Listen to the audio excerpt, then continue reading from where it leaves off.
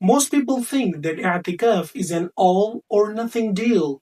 You either lock yourself in the mosque for 10 days or you don't do it at all. But what if I tell you that even a 5-minute visit to a mosque could be recorded as an i'tikaf in your book of deeds? Today, we are unlocking the practical how to, the minimum time required, the secret rule about fasting, and the special provisions for women that make i'tikaf possible for everyone.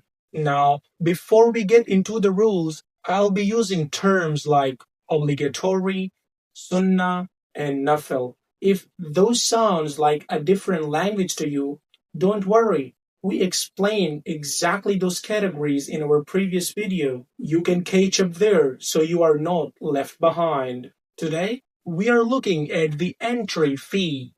Does i'tikaf require fasting? According to the text, if that's our obligatory vow, wajib, then yes, fasting is a must. But what about nafil, voluntary i'tikaf? There is a fascinating debate here. While some narrations say you must fast, the main and relied upon position in our school says no.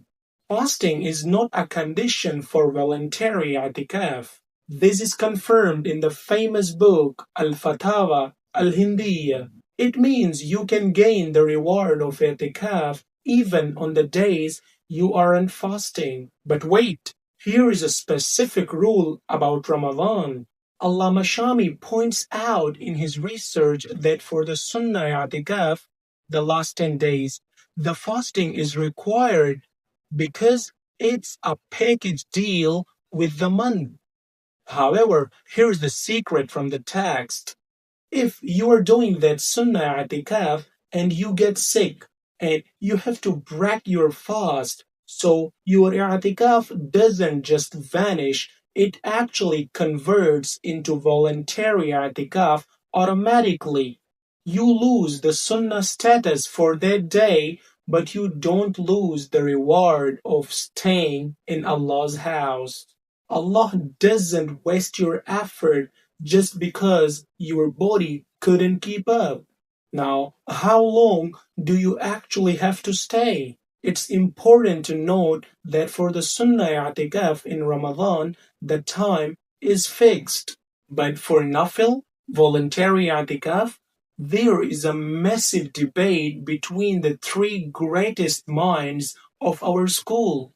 Imam Abu Hanifa required a full day. Imam Abu Yusuf required more than half a day. But Imam Muhammad, and this is the position we follow for fatwa, says even a moment counts. But don't get it twisted. I knew a guy who once ran into the mosque looking for his car keys. As he was sprinting through the prayer hall, he yelled, "Nia for i'tikaf." He thought he could speedrun spiritual reward in 4 seconds. Bro, that's not actually how it works. You do have to stay and wait for the prayer. You cannot just use Nia as a spiritual GPS while you're looking for your car keys. And for the sisters, you have a special gift called Masjid al-Bayt.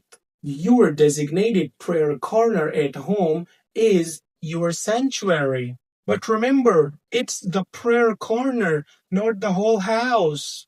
I heard about the sister who made intention for i'tikaf in her prayer room, but then 20 minutes later, she was in the kitchen checking the biryani and saying, okay, the kitchen is part of the house. Sis, if you leave that specific prayer spot for non-essential reason, the i'tikaf ends. Scholars say that a home prayer space is more private and protected for you, but you have to treat it like a micro mosque. So now you know the conditions, you know the time hack, you know the home sanctuary. But there is one big danger. What can actually void your i'tikaf? Can you use your phone? Can you talk? What if you accidentally step out of that boundary even for a second? In the next video, we are looking at the deal breakers. You don't want to spend 10 days in the mosque just to find out you broke your contract on day 2. Hit subscribe and let's master the rules of Mu'takif together. I'm Abdullah and I'll see you in part 3.